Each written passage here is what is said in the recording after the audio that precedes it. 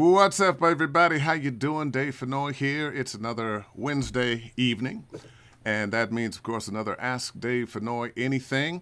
A couple things I wanted to talk about before we jump in. Connection open. If you take some voice classes with me and we can use Connection Open, they will give you a 20% discount. And I was just on with them today, and they keep adding new features. It keeps getting better and better. I think sooner or later, this thing has got to blow Source Connect out of the water. But enough of that. One other thing. If you arrive late, of course, if you're arriving late, you're not hearing me say this, are you? But if you have arrived late or you have a friend that says, oh, man, I missed it again. Well, of course, it's living somewhere on Facebook. Just go to my page. Or you can simply go to Dave Fennoy VoiceOver Training, my YouTube channel, and you will find this and all the other Ask Dave Fennoy's Anything there. Of course, you won't find this one until later tonight. I've got a great guest tonight. Haven't seen him in a while, but he's been doing very, very well. And let me just bring him on now. Mr. Mendez, Anthony Mendez. How you doing, man? Good, man. What's up, Dave? Let me turn you up a little bit. You're being so cool and relaxed over there, sitting in your studio. Yeah, man. It's funny. I logged on, and I don't have a camera in my studio. I said, I got to bring this MacBook over here, but at least you get to see what I work with over here. Oh, yeah. Well, listen, I got to get your origin story. You know, we got a lot of fans out there that are, gamers and cartoon people. So everybody's got an origin story. Where are you from? I was born in the Bronx, New York, and my parents were living in Washington Heights, New York. So that's kind of when I got, when I grew up a little bit, and that's when you learn how to get a little street smarts and survive. New York was in Washington Heights. Oh, yeah. And eventually when it got too hot, though, my parents uprooted us and moved us to Jersey. So Wait a minute. Yeah. Did I catch a little tone there when you said Jersey? Well, at the time, I appreciate that now. But at the time, a New York kid who was hanging out and doing stuff, you go to Jersey and, man, you are not in your element because it was a suburb. For us, it was just boring as a city kid. We used to take the bus every day after school to go hang out with our old friends in New York. But then now you look back on it and you know what, you appreciate it, man. I got some good friends from Englewood, New Jersey now. So it's interesting because I grew up in Cleveland in the hood. And, of course, as I was coming up, that whole integration thing hadn't happened yet. So if you were in the hood, the rich black folks were in the hood. The middle-class black folks were in the hood. The poor black folks were in the hood. And a few blocks this way, a few blocks that way made the difference. But in 7th grade, my parents sent me to a private boys' school because the Cleveland public schools were getting so bad. Mm-hmm. And exactly what you're talking about, I experienced. But I'm glad I did it. Because it helped me in so many ways. When we're uncomfortable with one another, we don't know this culture, don't know this group of people, that's when our fears and discomfort cause problems. I think that's one of the main problems we have in America now is not enough of the majority know and understand those of us who they call the minority. Yeah, and that's part of the thing that technology kind of fools you into thinking that we're more connected now. When in reality, you can curate your own life and the information that you get a lot easier now than you did before. Oh, absolutely. So we're still just as isolated. It's just an illusion of being more connected to people. That's really what it is. That's how I think, anyway. Yeah, I hear you. So let's find out how you got into this whole wacky, crazy voiceover world. I heard something about was it cemetery to the was it headstones to the microphone? Was it what's that all about? Yeah, I grew up in the headstone business. That's what my dad immigrating from Dominican Republic. A lot of immigrants, our first jobs is in factories. It's what we kind of qualify for, right? Or where they kind of give us the opportunities is in factories. My dad ended up at a factory that made headstones. Headstones, mausoleums, and all kinds of stuff. He learned the trade, and from there he started his own business. So I grew up over the summers instead of going away. Well, we used to go away every other summer, but predominantly it was working with my dad in the factory and learning that business of the headstone business. Okay, so Yeah. so clearly, headstones led you directly into voiceover. Yeah, of course, it's a natural progression. So what happened? You decide, Dad, I can't be in the headstone business. I'm going to Cali and do voiceover. It's my calling. No, is I that had it? no intentions. No, I had no intention to come into California. I remember I wanted to study architecture, Ah, so I left the business to go. I went to NJIT in Newark, and that's where I studied architecture. From architecture, I realized that the only reason I got into architecture was because I really wanted to be an artist. I wanted to work for Marvel, but architecture was to me the only line that was professional enough of an artist where my parents would support me if it felt like. So I chose architecture. So never choose a career path for the sake of somebody else's preference. follow your Yeah, dream. follow your dreams. Because from there, I ended up going into music, producing after I finished college. I never graduated. I got to be a senior and then just left and started working in the club and promotion business. I used to be the radio producer. So whoa, back up. You got to your last year and you left. Did your parents pull their hair out, or what was that No, lecture like? I think at that point I had gotten myself through it mostly. They helped me out at the beginning, but then after I got to my third or fourth year, I figured out people at the financial aid office knew me already. I used to go in there, apply for grants.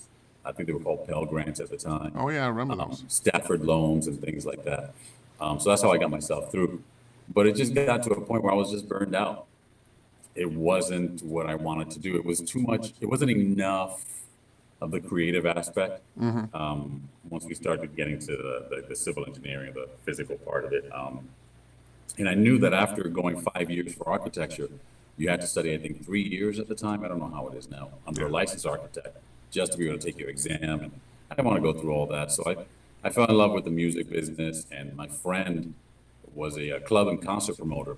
And I told him, I said, listen, I'm going to leave my job because after college, I was working at the phone company. I said, I'm going to leave my job. Can I set up a recording studio? And I'll do your club and concert spots while I work on my music. And that's how I got into the studio. So you're doing the promo for this club, doing Yeah. their commercials and whatnot. Yeah, were you also a DJ in there? No, I was just doing the club and concert ads and promotions for whatever club and concerts they were promoting at the time. And eventually, one of the guys in the New York radio station, his name is J.I. Star. He used to be on 97.9 FM. They used to call him the El Boricua de New York. He took a week off, and they said, Anthony, why don't you do the voice for this club? You have a deep enough voice. And after that, I was like, damn, this is much easier. Well, it makes us brothers of the microphone because I had been a musician and who ended up going into radio to keep me close to music that led me ultimately to voiceover. So what was the first thing you did that you really knew that, you know what, this voiceover thing, this is it? I don't know if there was ever a thing. I think I'm still, it's weird. I think I'm still waiting for this is it part. I mean, I love voiceover, but I always feel like I can still do whatever I want, whatever else I want. So it was just never that one thing. But I do remember my first big campaign was for CNN. Steve Stone, who does a lot of radio imaging, a lot of promos. We went to Promax one time, and he said, hey, I have to introduce you to somebody.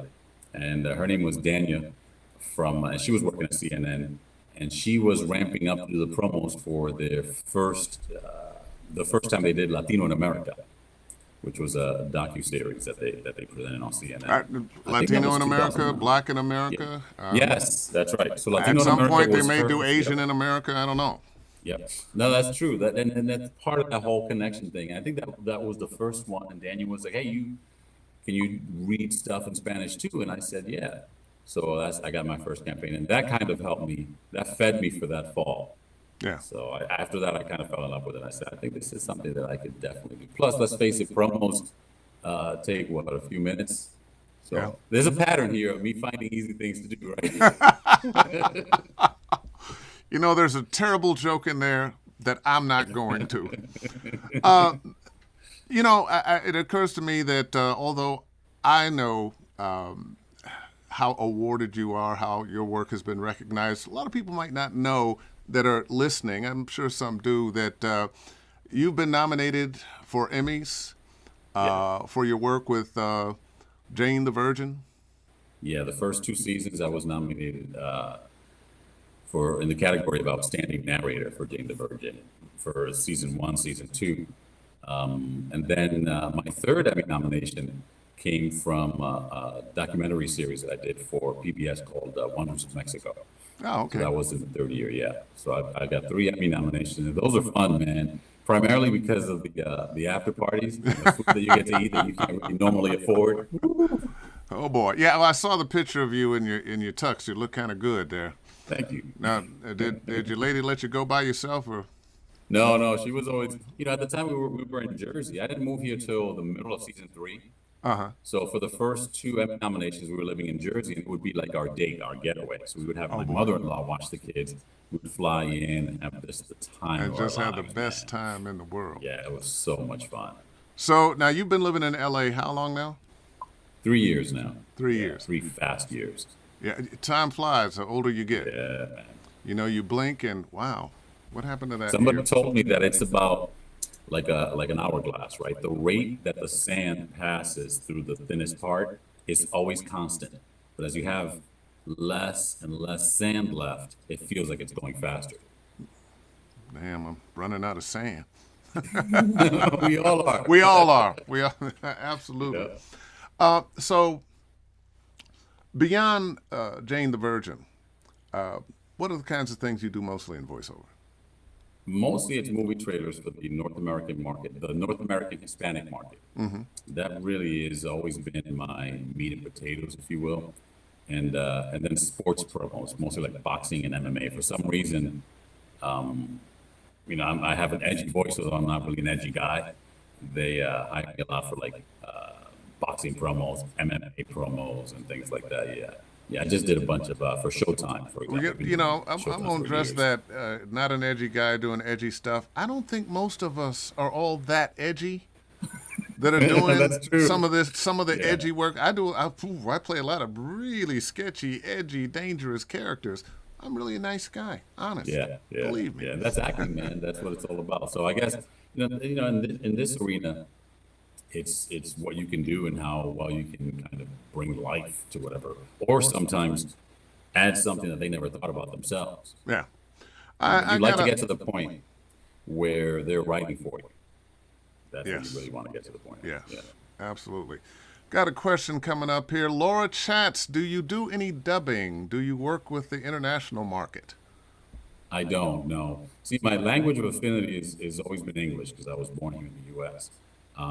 So if there is any dubbing, it would have to be English. But unfortunately, because of my natural accent and my last name, the reality of it is nobody really considers me for that. It's also a very specific skill that I haven't really developed. I'm very picky with what I do. I don't do as many sessions as people think. I might do 2, 3 in a day, 4 or 5 auditions per day. I'm You not know, the you just had kind a that- bunch of people faint when you say, I only do 2 or 3. I feel you. I But they're quick ones. understand. They're like Well, quick little promos. it's Thing. I like, don't want to be on the mic 12 hours a day. I just don't. And that's for some people. That's fine. Yeah. They're on the mic maybe 8, 10 hours a day, and that's fine. It's just never been the lifestyle that I wanted to lead. Yeah. There's an actor here in LA. I forgot his name. I admire him so much. I forgot his name. No, He talks about- it's in there someplace. It's in there. I I'll see remember when we I get off see the call. gray hair. It's the gray hair. The more gray your hair gets, the more brain cells. You have filed it away. You just don't know where That's in true. your That's true. Yeah, you're right. brain file box it is. That's true. But he always talked about doing blue chip work. And that kind of is what my whole philosophy has always been. I always wanted to do higher end work. And again, there's nothing wrong with doing all kinds of work. But it's just I only want to do work that seems somewhat of a premiere, seems more visible. That's the kind of work that I can really like to pursue. Well, you know, I talk about with students from time to time high-profile work, which is what you're talking about, and which is kind of got this stray dread just wants to get in there, little boy. It's a kid. He's just unruly. But there's high-profile work and work that I would call not high-profile, and both of them will pay you money, Yes. but you will get recognition for the high-profile work. Doesn't get much more high profile than narrating an Emmy award winning show, doing movie trailers, TV promos, cartoons, video games.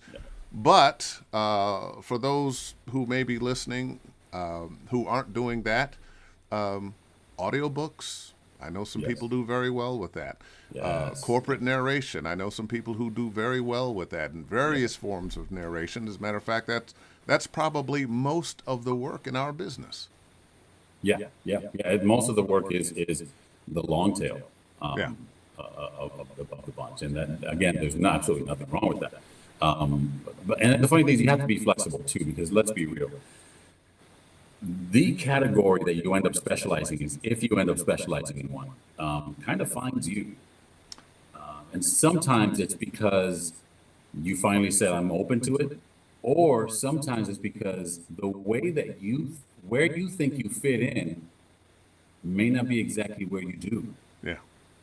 Yeah, so it finds you. That is so true. The industry will choose what it wants from you. I think of the number of people I know in this business who are known for one thing. They can do several other Oh, yeah, things. yeah. So don't shortchange people that you think, it's just a one-trick pony. Probably not. But sometimes the industry is only going to pay for one trick. I've Yeah. got a question here. Laura chats once again. What equipment do you use? Do you have a home studio? I was going to get to that, but we'll let Laura ask. That's cool. Yeah, I pretty much whatever I have behind me, I've minimized it, mostly because I want to be able to take some of this with me. So over here, let me see if I can lift it into the frame. Can you see that? I don't know if you can see that. It's like backwards. All right, so this little thing is the Audient ID4. This has inputs and it's connected to USB. On the other side here, I So have a now, Mac wait, Mini. is that your interface from your mic to the computer? Yeah, it goes. My mic goes through the preamp, Okay. which is a Grace M103. Yeah.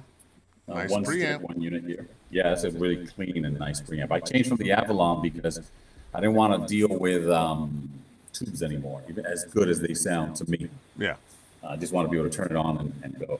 So my mic, which is this Sennheiser MKH8040, which is this little tiny thing. It looks like somebody Oh, shrunk it's a short 416. shotgun. Yeah. Yeah.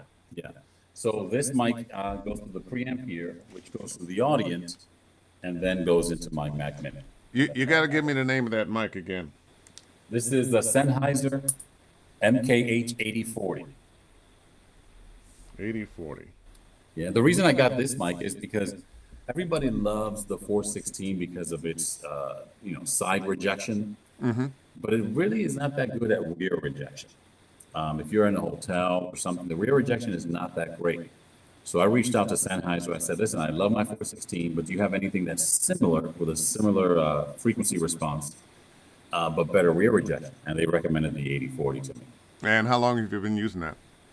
Since my life is in seasons now, so since season 2. What year was that? I have no idea what year that was, but yeah, season 2 of Jane, I switched over to this mic. So it's been a little while. Do you notice a difference other than the rear rejection? Yeah, there is actually. Aside from the fact that the center frequencies have a similar response to the 416, it has more accurate and a wider response on the high and the low end. The low end, it's so accurate that you really need to put either a high pass filter on it or roll off some of the bottom. Otherwise, you pick up every frequency with this, which is great for narration because you get all the nuance of a large diaphragm, but with better noise rejection. So you get some of the that noise rejection that the 416 has, but more of like a U87 range of pickup. Okay. Yes, yeah, which is fantastic for that. And it works for promos because it has that kind of simpler tone to the 416, but not as compressed. Okay. So now when you got out here, well, actually you came out here for the show. So when you were in New York, how were you finding work? How did you get your agent? When did you, really make that commitment to, voiceover? That's the thing I'm going to do. That's a good question. From music, I went and started, like I said, doing my own club voiceovers. But then I learned about the industry of voiceovers, by doing searches on the at the time search engine Alta Vista. And I realized that there were agents that represented this work. So when I started reaching out to agents, they all told me that I have a very radio sounding voice because I was, that's the read I knew. It was a club read, you know. Well, give me a sample of that. It was the Sandbar in Jersey City. Oh, yeah. This Friday, the best party. And then you have the little slap reverb inside. yeah. 107.7 KSOL. It was wild, dude, because I didn't know about voiceover, the acting side of it. So when I realized that, I started taking scene study classes. Because out of all the acting classes, I felt that scene study classes, because you break down just a scene, gives you a better tool to deal with arcs that's closer or more similar to voiceover than, say, doing any kind of other method acting or going through a repertoire or something like that. Oh, so I did scene study, and then I did improv 101 at Upright Citizens Brigade Theater. And between those two alone, and of course taking voiceover classes, I felt like it kind of freaked me up a little bit. Now, let me ask you this. How has the improv helped you?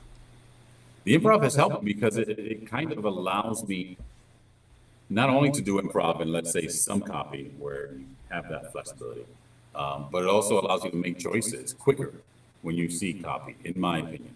You can see something and say, you know what, this is what I want to play with for this. Or see the writer's intention sometimes. Because a lot of these guys, especially for commercials, they have kind of like a comedic timing, a comedic understanding of comedy, triplets and callbacks and all that stuff. You can look at the copy and it kind of jumps out at you because of improv, I think. Yeah. Well, that's interesting. Most of my students want to learn voice acting for video games, but I've got quite a few that are working with commercials and other things. And the thing I think most people are lacking is an understanding that you are a character saying these words, having a certain worldview, thoughts about, feelings about, and you may be talking to someone with whom you have a certain relationship with. Yeah. And when you go at it as, these are the words, I'm going to manipulate how I say them, which we did a lot as disc jockeys. I'm going to manipulate how I say them to get this sound I like. You can only go so far. Yes. But if you look at the scene and you can say, well, why am I saying this? What am I thinking? Yes. What am I feeling? What am I What are you doing? feeling? Yes. What's my relationship to this person, whether it's a character in a video game or cartoon, or that person who is the ultimate consumer that the client would like to reach. Yes, It's you all hit about the nail on the head. It is the feeling. When I do an audition, I barely listen back to see if it sounded good. I ask myself, how did that feel? Yeah. And if it felt right for what that character's intentions, for what I thought the intention of the script was, then I just cut it and send it. I worry about either the director, the producer, cast actor to worry about how it should sound. Yeah. Of course, there's starting points or areas where you kind of want to aim for. If they're looking for a gravelly voice, and all of a sudden I might give them a romantic comedy, and then you're way off, obviously. Yeah. But I don't worry about how I sound anymore. But that comes with experience, doesn't it? It comes with training, and to get to a level with you at 5 years, you feel like you know it. You got it. But you don't yet. You can just kind of start getting it. At 10 years, you could possibly compete. But it really starts to happen, I think, at 15 years, where you realize who you are and you stop trying to impress everybody. That's interesting. I think because in some ways I came into voiceover after two careers. I'd been a musician and had been a disc jockey. Had some success as a musician, much more success as a disc jockey. I think I was a little further along on that path, but I still had that lesson to learn that it's not about how you say it, it's about communicating to somebody here and here. And then learning the technique of Yes. letting go of listening to your voice, letting go of trying to find that sweet spot where it sounds so good, because Yep. no one believes that. Yes, that is very true. And that is, and what are they using traditional announcers for tongue-in-cheek stuff. But even those guys now that do it for, let's say, commercial stuff, they still have to have an intention. Otherwise, it sounds like a send-up. But I think that's where scene study comes in, or even studying where the voice-over teacher that has an acting background, understands acting, they give you the tools to use to make these choices, to understand what this character wants, what is the character's intention.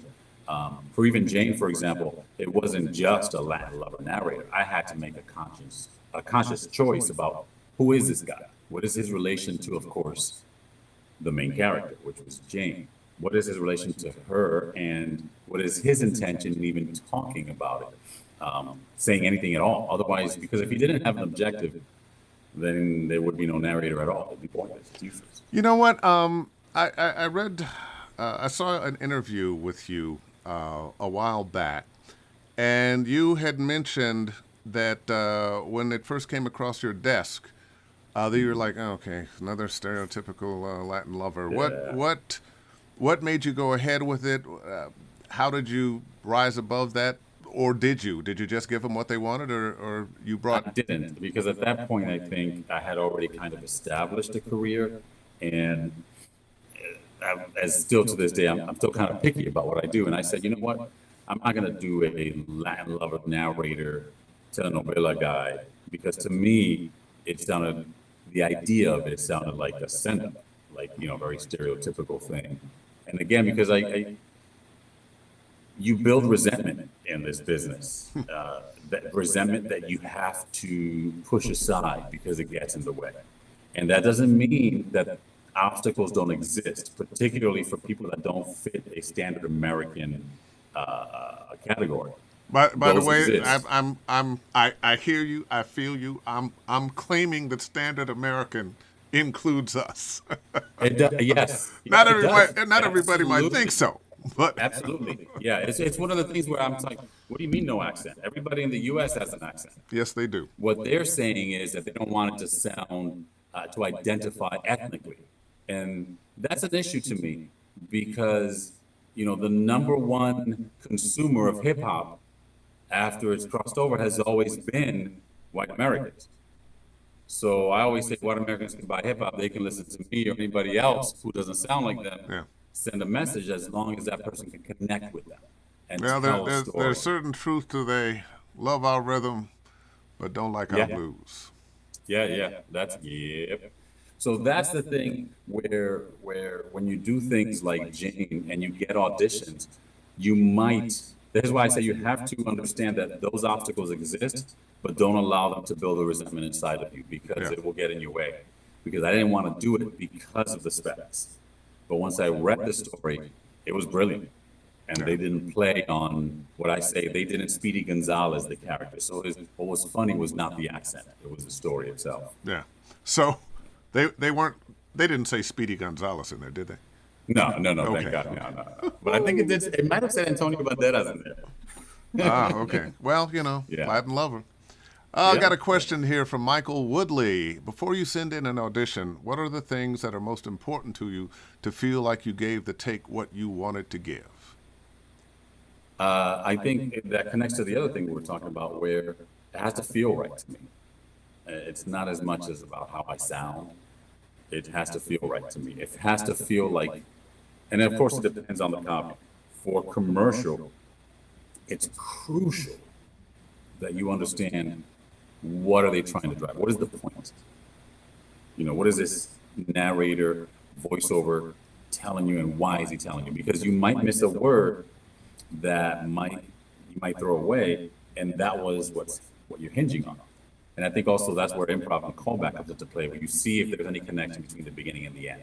See if there's a theme that repeats, so that you can slightly give life a little bit to that theme of what we're talking about. So the most important thing for me for auditions is just how did it feel like to me? Yeah. Not how it sounded, but how No. did it feel? How did it feel? Yeah, because that was also a question after, if you ever taken scene study class, well, like my teacher, Mary Boyer in New York, she used to tell us after we finished the scene with our partner, she said, okay, the first question always, how did that feel? And we had to express how that scene made us feel. She knew immediately whether or not we got the script, got the intention of the character, or whether we made our own choices about the character based on how we felt. Yeah. And yeah, you can get caught up in how you sound. I always ask the question, did you believe it? Yeah. Oftentimes I'll do a read in a class for a student, and my question always is not that it sound good, but do you believe the character? Does this character have credibility for you? Could you believe that performance was in this movie or this video game? Did it have the ring of truth? That's what I'm always looking for. Yeah, yeah, and that's a very similar, different way of putting it, I think, because Yeah, when you believe things, the things that you believe make you feel a certain way. yeah, And when you don't believe it, I think it's, and let's face it, when people are doing auditions, it's an automatic no. You are giving them the reason, and you're moving them into the position of yes, or why you, because maybe you moved them, and maybe it's not that you're not good at it. Maybe it's just your voice didn't connect with them. But that, of course, as you know, just takes a while to kind of get that instinct. But Well, it's something that I always fight with. it's true, and I often caution students: it doesn't matter how wonderful your performance was. It may be fantastic, maybe the best performance you've ever given. It still might not get chosen because things are subjective. There's a Yes. committee involved. Your voice may not sound to them like the voice to speak to this particular audience. The person who's making Tell me about it. the person who's making the ultimate decision may love the read, not like your voice so much. How many times have you been surprised? You've auditioned for something, and when you heard it, what they hired was diametrically opposed to what they asked for. Yeah, that's all the time, especially now during where we're spending all this time home. I hear commercials. I'm like, wow, what do I know? Oh yeah, I auditioned for that. Oh, no wonder. That person did a great job at it, and I get why they didn't hire me. Yeah. Sometimes I think they did a great job. Sometimes I'm a little surprised. Yeah. But I also have to say, well, the person doing the hiring liked that. Yeah. It's working for that person for some reason. So I can't always go, well, that read sucked. It touched somebody in a way that my read on the thing didn't touch them. Hold on here. Let's see. Michael Sessoms. Mark Cashman said, the end of the script sometimes tells you how to begin the script. Mark Cashman, of course, longtime voiceover producer and teacher in town. As a matter of fact, I had a voiceover coach once say, read the end of the commercial first, then go back up to the top. Yes. Yeah. You got to know where you're going. So you're not going to get on the road without a destination. I mean, maybe you are, but Well, sometimes we do. Sometimes we do. You not in our cars, but in our lives sometimes. Yeah. Yeah. That's true. That is true. Yeah. Got one from Laura. You are just banging out the questions here. What key advice would you give for someone who is an aspiring voiceover artist?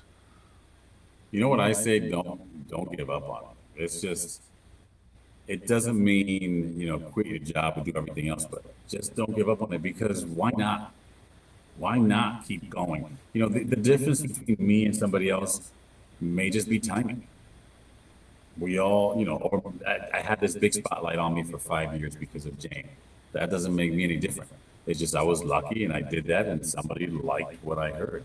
So my advice is just don't give up on it, but find a way where you're still able to earn a living elsewhere if you can find a way to make it flexible, or nowadays especially, you know, we're talking about the categories, right? Like promo and trailer would be really bad to start off with because these guys need that thing yesterday. But commercials, you got a little bit of flexibility with, like you said, audiobooks. Focus on those kind of genres of voiceovers where you can do a lot of at a looser deadline than, let's say, promos and trailers. Promos and trailers are tough, man, to start off as an aspiring voiceover actor because it's just you have to be here. You have to be here. That was me. I was very fortunate. I had success pretty quickly with that. But you're absolutely right.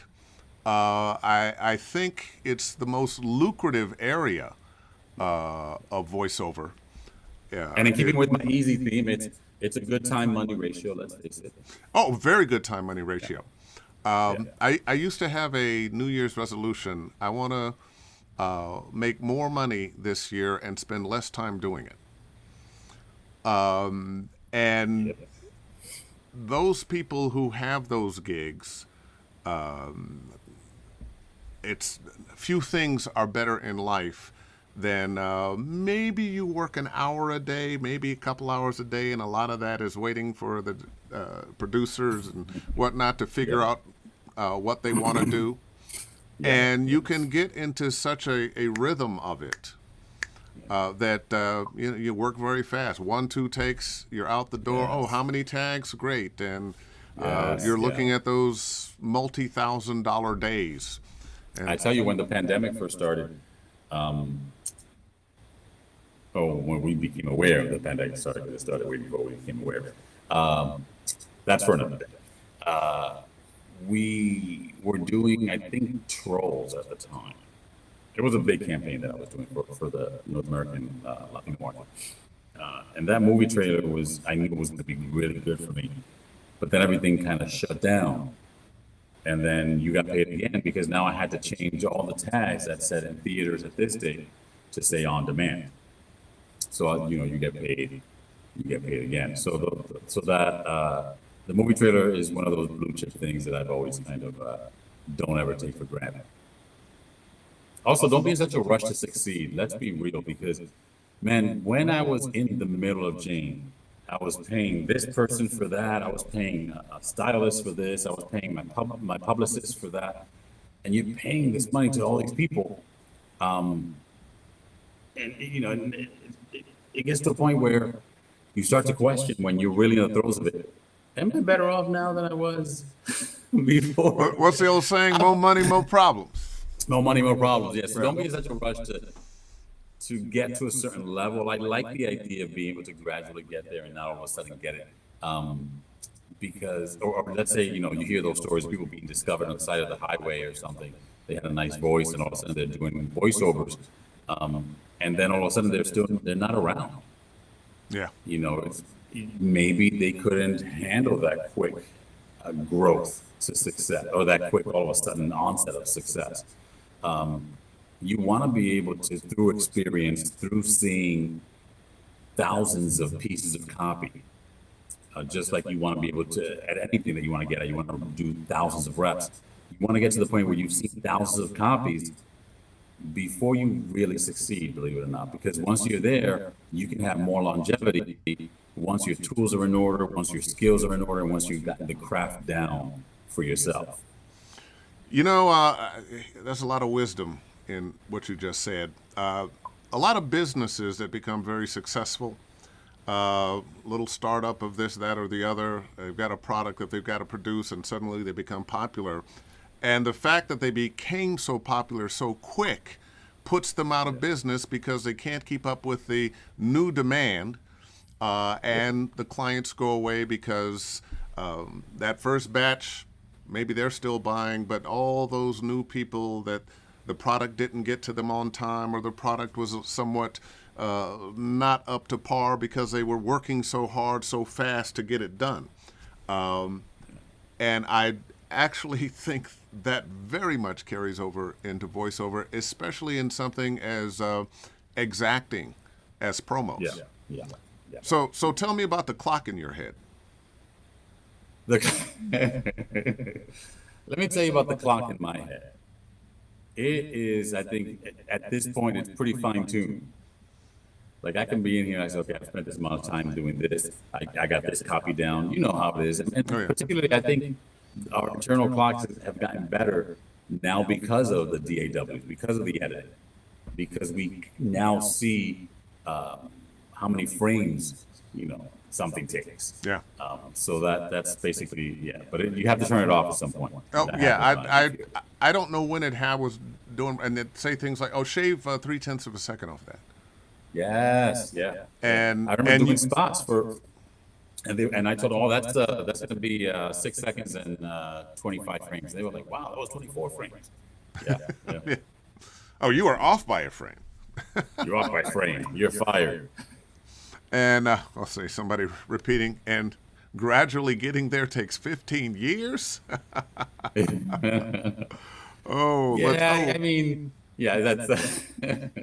got a question here from Andrea Jones. Have you ever turned down an audition due to the content, profanity, or against your morals, values, or do you accept all work? You've kind of answered that, don't. but Yeah.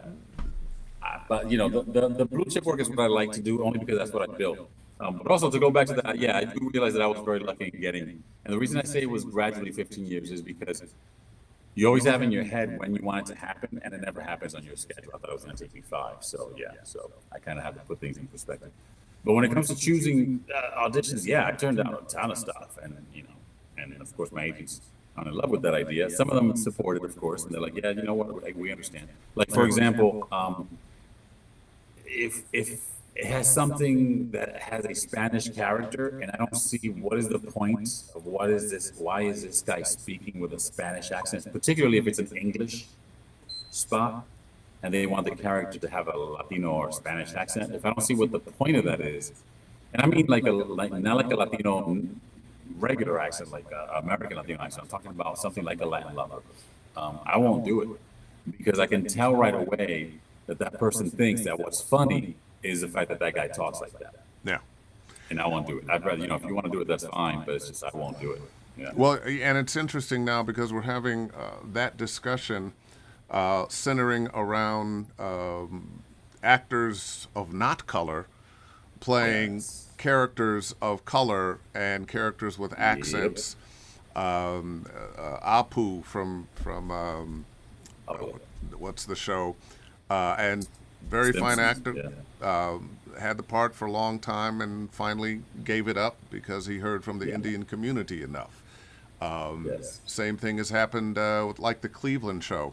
Always annoyed me that a white guy was playing this brother from Cleveland. I'm a brother from Cleveland. Come on. Yep. And then we've been, and I'm talking about black, particularly the African American and black people in this country, and also Latinos as well. We've been complaining and speaking up about this. I hate to say complaining because that even has a negative connotation to it. We've been speaking our truths forever.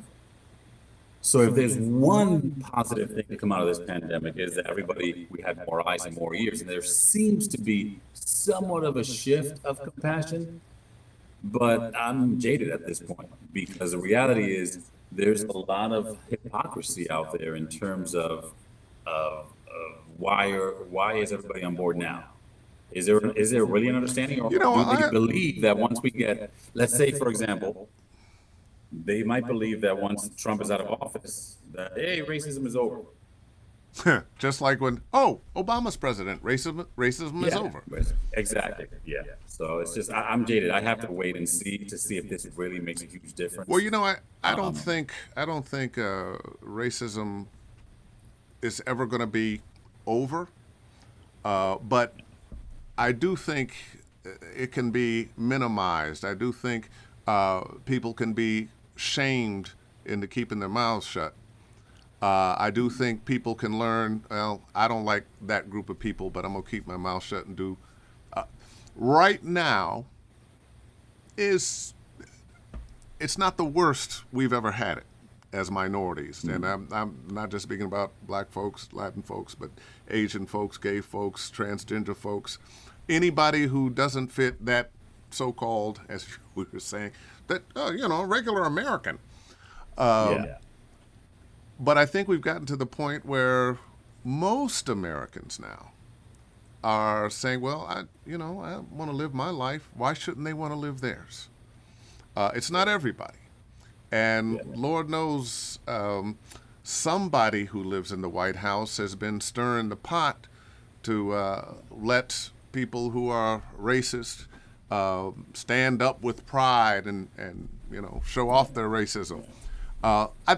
That's got to change. That's got to change. That's But got to change. And the idea that we went so long with white actors playing people of color in animation tells you everything you need to know.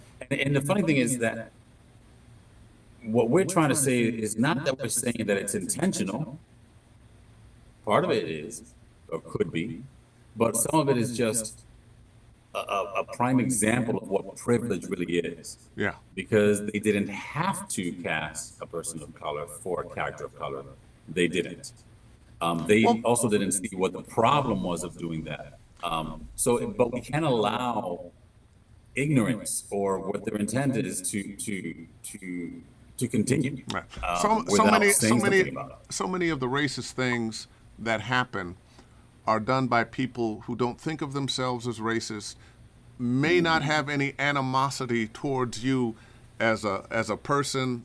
They know you, they like you, and yet the racism, the privilege has been given to them. How many private messages or emails or texts have you gotten when the Black Lives Matter movement became more visible? No, quite a few. I mean, exactly. So, and a lot of those came from friends and some voice actor friends who had told me after years ago I expressed the challenges and obstacles that I faced in this business because of my accent, because I'm Black and Latino, because they don't know where to put me. They just dismissed it. And that person said, oh yeah, but I don't want to call this person out. So I was saying, oh yeah, I'm Polish, I'm Irish, and I never let that get into me. And I was like, okay, but you're still white. So at the time, sorry, that's funny. Well, at the time they didn't see it. And during this time, and that was about 3 or 4 people that this happened with.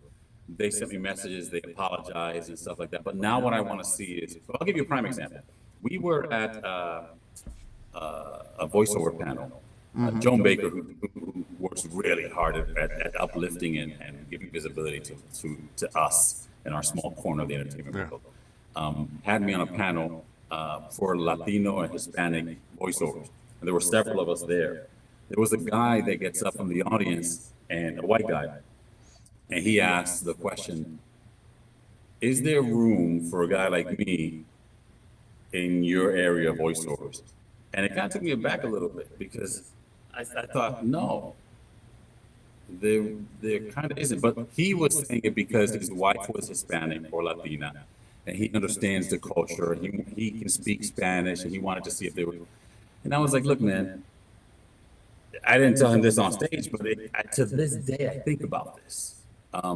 Because I told him, I said, maybe you just have to figure out where you fit in, because the reality is there's a whole world out there of people that will accept you. And now, granted, I know that the perception for the general market voiceovers, and I mean the white voiceover market, is that there's so much more competition for them than there is for us. But the reality is I don't get general market because they don't want to, I'm at a loss of words. They don't want to isolate the general market population.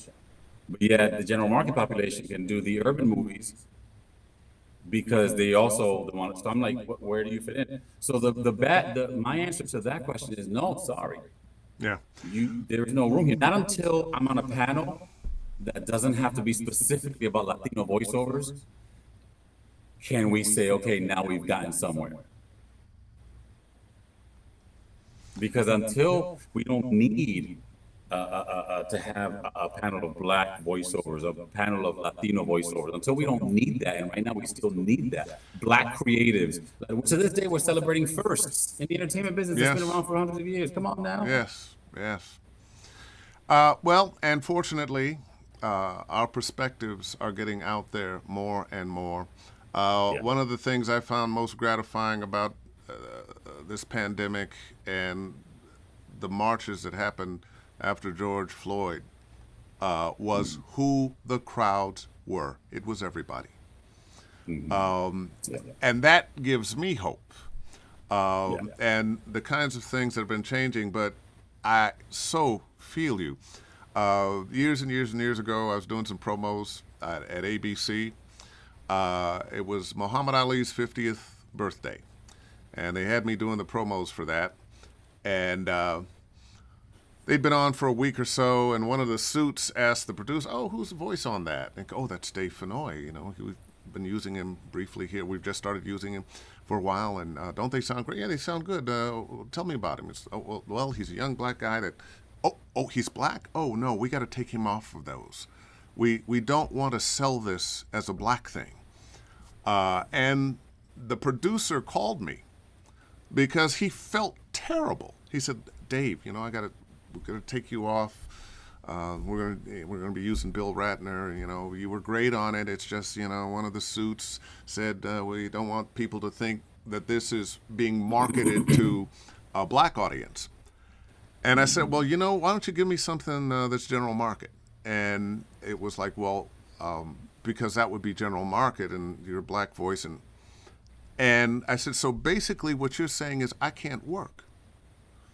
And this is not a person that had animus towards me, or black people in general. Not saying that there's not racism there. Sometimes people don't know they got it. But there was no animus there. This was a guy that was on my side, and he realized what he had just said is basically, wow, no, you can't work. We're telling you you can't work if it's a black thing because we want a general market audience, and you can't work if it's a white thing because you're black. I did a lot of work for ABC for a while after that. But those are the kinds of things, you know, we see things different.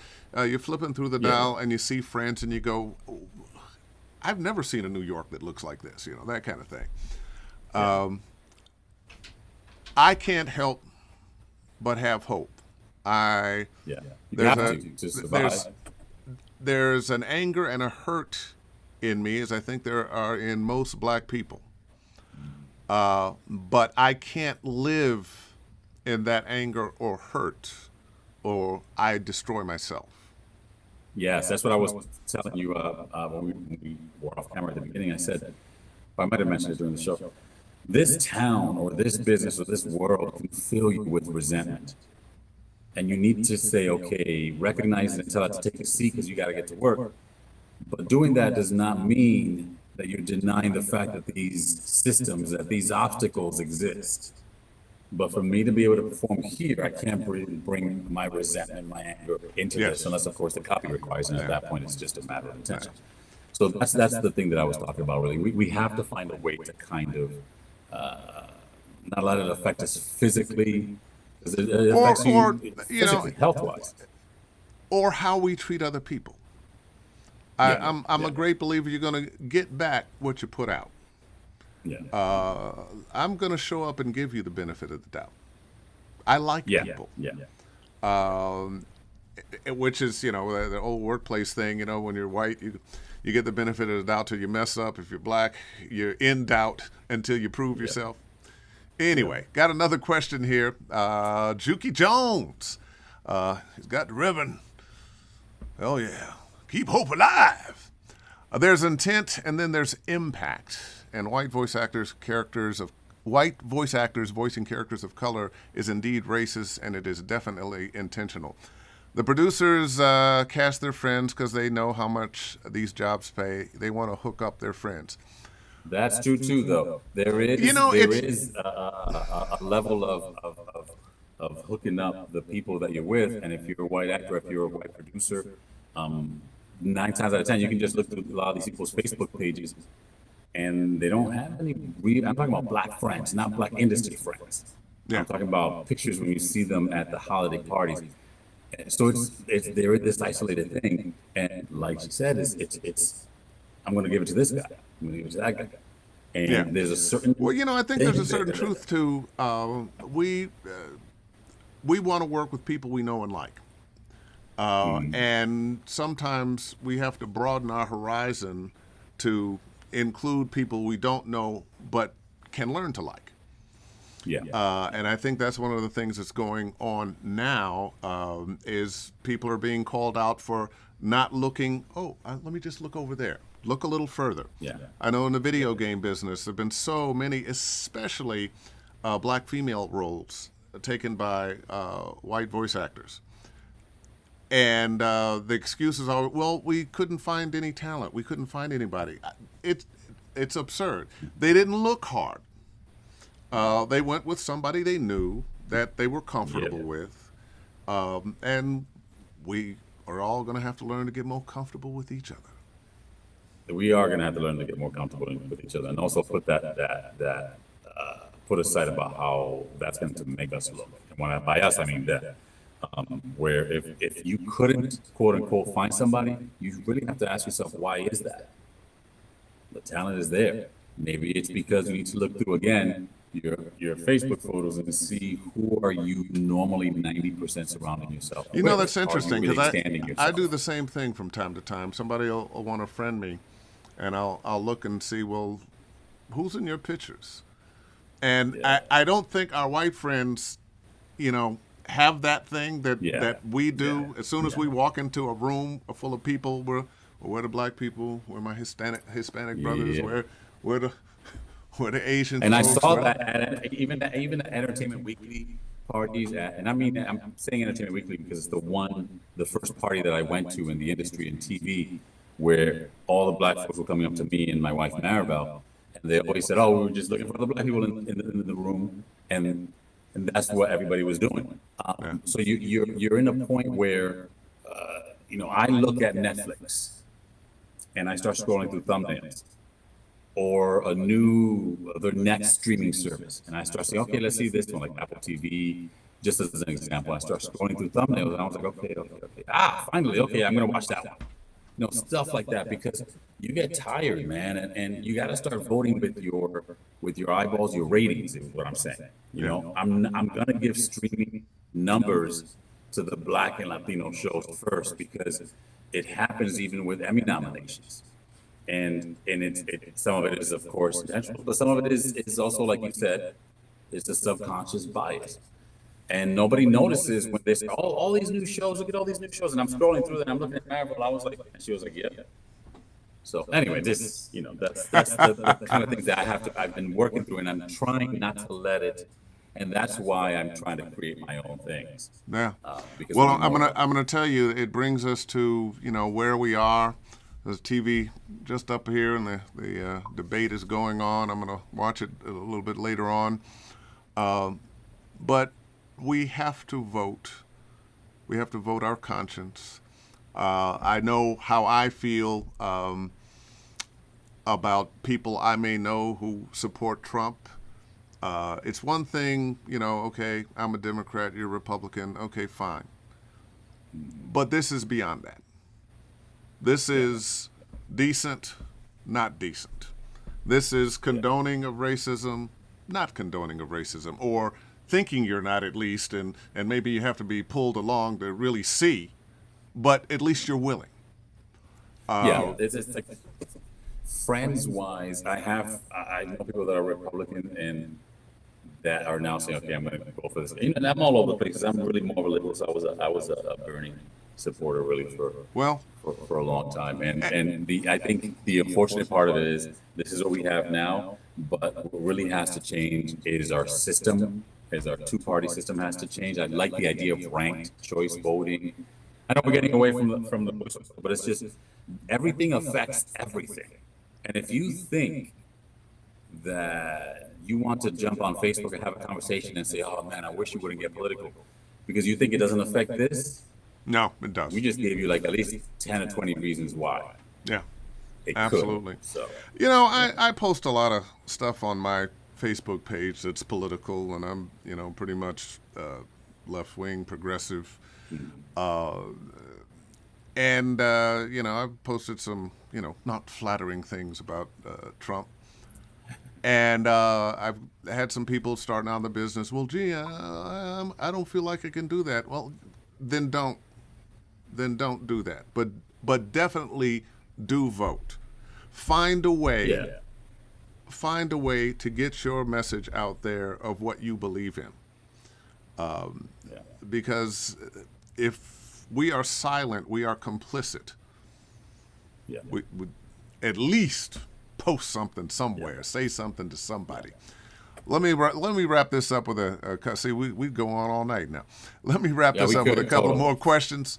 Michael says some CDs can hit up to 2 plays or agents. CDs can hit up Oh, pay to plays? Oh, yeah, pay to play. Oh, pay to play. P2P, yeah. Or agents or other outlets and find the appropriate person for the role. It's not that difficult. Yeah, he's saying that, that's true. if That's just true, a yeah. search, you can find talent that fits the profile. You definitely can. If you just put it out there, you can call the agents that you call anyway to cast and say, what I want to see is where I start, and my agents have been great at doing this. We've had discussions about that. I'm talking about everybody from my East Coast, West Coast, and Jason Marks.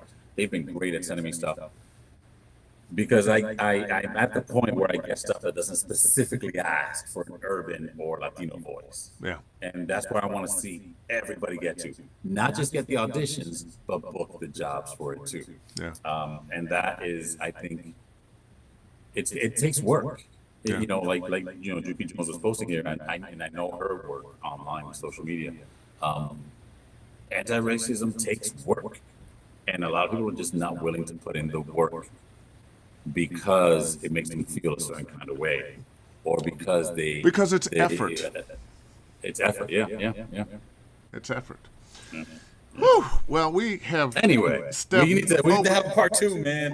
You know what? I would like to do that. As a matter of fact, now that my Ecamm Live, I can have more guests on.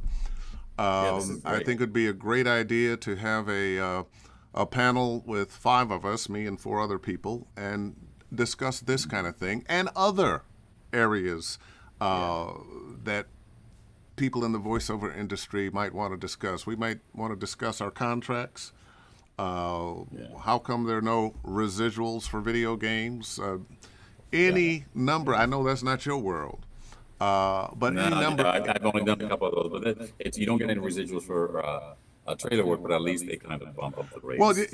Well, you make so much money, and I would tell people, doing TV promos, it doesn't pay that much per, but you do so many of them. If you're a network voice, if you're a voice for one of the cable channels, and you're knocking off 4 or 5 shows a night, and you're doing the 30, the 20, the 15, the tags. I remember going in and $5,000 a day, cool. And I remember when Don LaFontaine was alive, and I was speaking at some schools and whatnot at that point. And I mentioned, the best of us, the guy that makes the most money, Don LaFontaine, he's pulling down $30,000, $40,000 a day. And they would, I said, yeah, it would take me 2 or 3 months to make that kind of money. And it took them a minute, but then they went, you don't have to be that guy to have a good career. Yes. But and it's and the other reason why you want to kind of not let resentment come in here with you is because you have to be a person that's easy to work with, that's a pleasure to work with. So that human aspect comes first, and then the voiceover. They expect you to bring the craft. They expect you to bring the goods. But it would be a lot better for them if you brought your personality as well.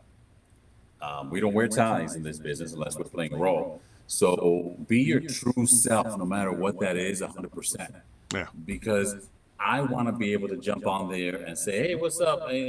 Speak how I speak. I'm not trying to impress anybody. So that's one of the things that I think is one of the things that we don't talk enough about is aside from the craft, aside from the equipment. Yeah, it's just, talk like you would to your friends. These people are just humans. And let's face it, we get obsessed with voiceover. We live, eat, shit, sleep voiceover because we think it's the most important thing in the world. It's not. It's not. And I say this because every friend that was a trailer writer or producer, several of them I've seen move on to do what they really want to do. which is work at a studio or do their own movies or something. So while you are in the dream job, the people on the other side of the mic or in your headphones may not be. Yeah. You kind of have to have a little bit of understanding there too. Quick story, and just a couple more things. I know I'm keeping you past your bedtime, but That's cool. The Yankees were losing anyway. there you go. Oh, good, good. Um, I was doing promos at CBS years ago, and there was another guy. You know, this is back when we all went to the studios as opposed to doing it from home. And I'm in the little waiting booth there, and the guy that was in before me is complaining about this and that, and they're not paying me enough money for this and blah blah blah. Well, all the guys in that room that are recording him, because there'd be 4 or 5 people in a room back in the day when you went to the studios, none of them are making anywhere near what this guy is making. He's pulling down, $10,000-$20,000 a day. They're not in the same league. Why are you complaining in front of these people? You really have to be aware of where you are, what are the ears that are hearing you, and now you've got some people that they probably won't, but they might want to sabotage you. They have resentment against you.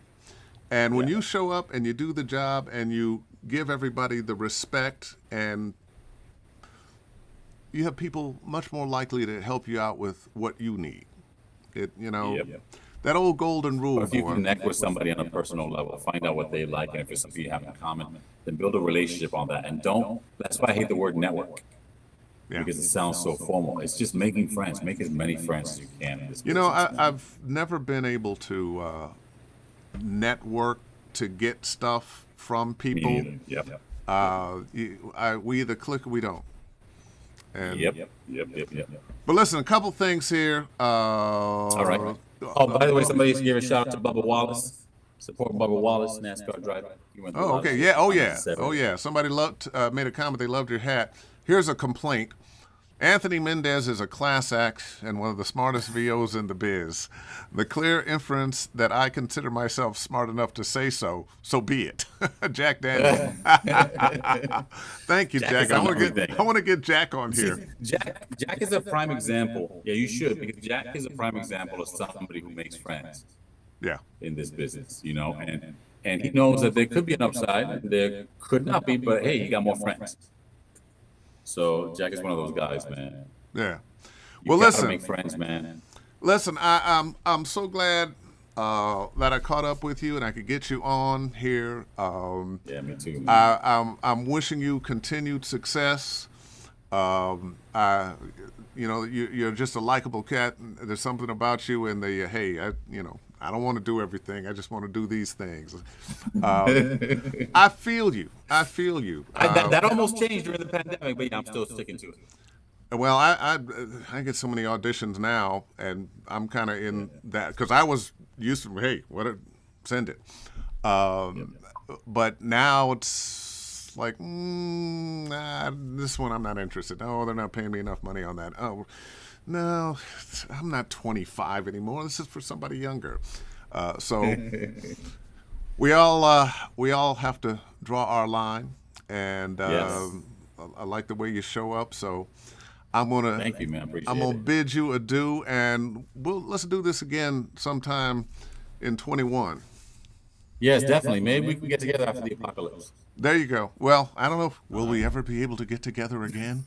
I'll see you in 2022. There you go. All right, my friend. Talk to you. All right, Dave. Good seeing you, man. Good seeing you. Right. Whoa, Anthony Mendez. Good cat. Great talent and interesting conversation.